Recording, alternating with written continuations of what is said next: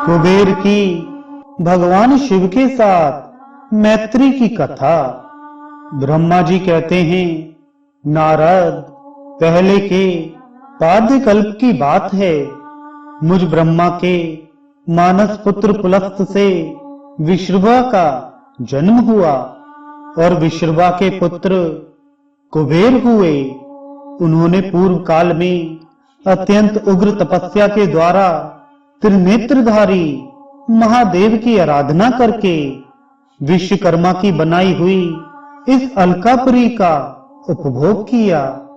जब वह कल्प व्यतीत हो गया और मेघवाहन कल्प आरंभ हुआ, उस समय वह यज्ञ दत्त का पुत्र, जो प्रकाश का दान करने वाला था, कुबेर के रूप में अत्यंत दुस्सह तपस्या करने लगा। दीपदान मात्र से मिलने वाली शिव भक्ति के प्रभाव को जानकर वह शिव की चित्त प्रकाशिका काशिकापुरी में गया और अपने चित्त रूपी रत्नमय प्रदीपों से 11 रुद्रों को उद्बोधित करके अनन्य भक्ति एवं स्नेह से संपन्न हो वह तन्मन्यता पूर्वक शिव के ध्यान में मग्न हो निश्चल भाव से बैठ गया।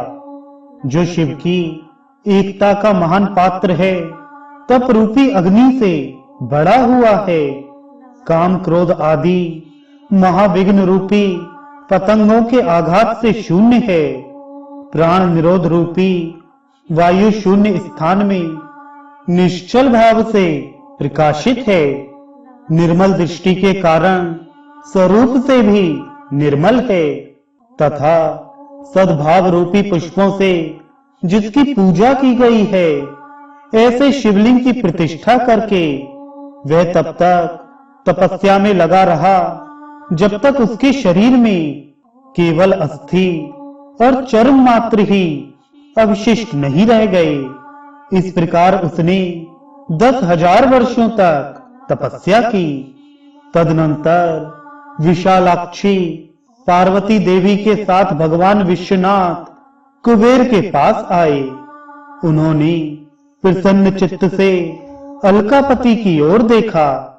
वे शिवलिंग में मन को एकाग्र करके ठूंठे काठ की भांति स्थिर भाव से बैठे थे।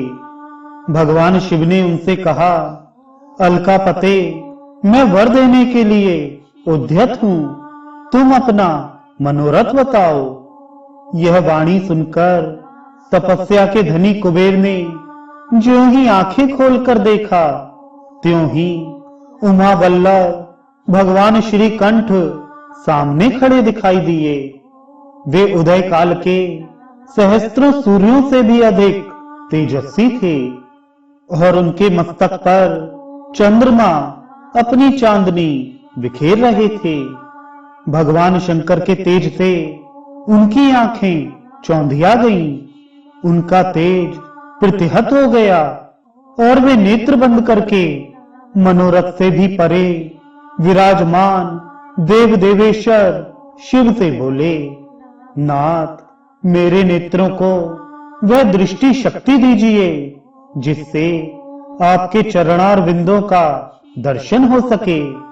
स्वामिन, आपका प्रत्यक्ष दर्शन हो, यही मेरे लिए सबसे बड़ा वर है।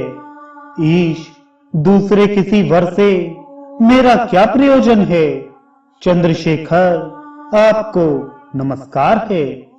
कुबेर की यह बात सुनकर देवादिदेव उमापति ने अपनी हथेली से उनका स्पर्श करके उन्हें देखने की शक्ति प्रदान की।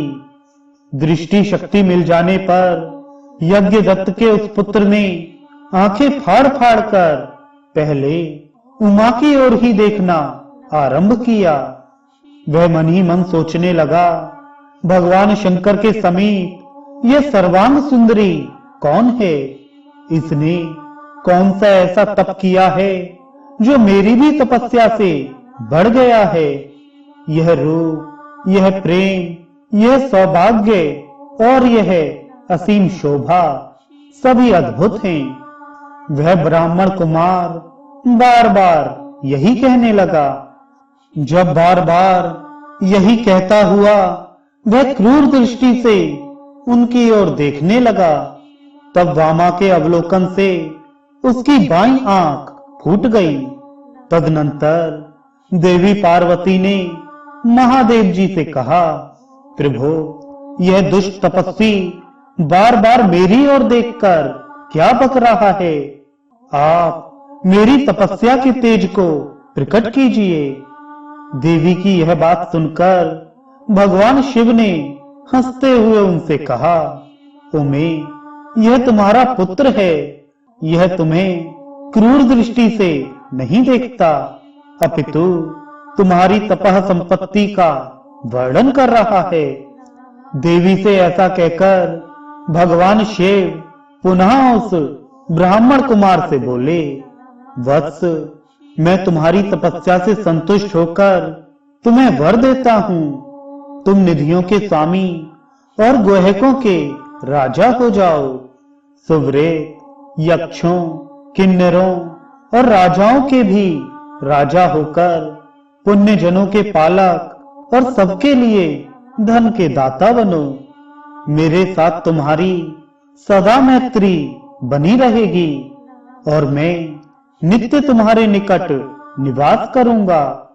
मित्र, तुम्हारी प्रीत बढ़ाने के लिए मैं अलका के पास ही रहूंगा। आओ, इन उमा देवी के चरणों में साष्टांग प्रणाम करो, क्योंकि ये तुम्हारी माता हैं। महाभक्त यज्ञदत्त कुमार, तुम अत्यंत प्रसन्न चित्त से इनके चरणों में गिर जाओ।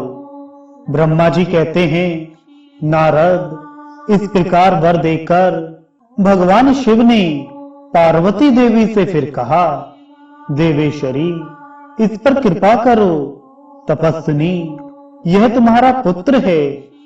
भगवान शंकर का यह कथन सुनकर जगदम्बा पार्वती ने प्रसन्न चित्त हो यज्ञदत्त कुमार से कहा, वत्स, भगवान शिव में तुम्हारी सदा निर्मल भक्ति बनी रहे। तुम्हारी बाईं आंख तो फूट ही गई, इसलिए एक ही पिंगल नेत्र से युक्त रहो।